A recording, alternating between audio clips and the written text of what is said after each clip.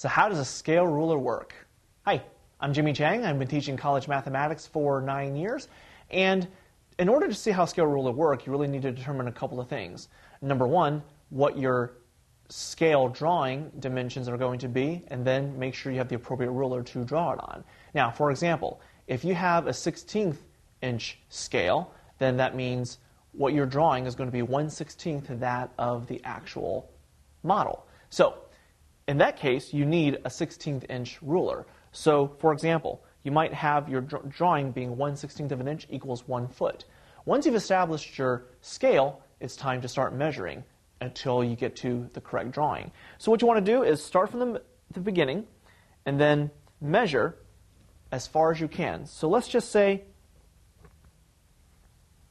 you start from here and you measure all the way, let's just say, to 2 inches. Well, 2 inches is 32/16.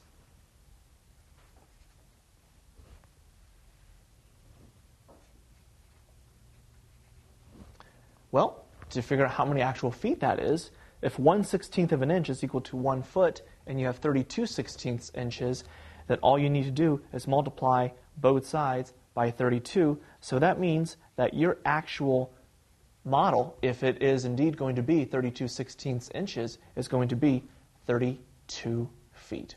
So repeat until you've gotten your drawing that you're looking for, and that's how you use a scale ruler. My name is Jimmy Chang.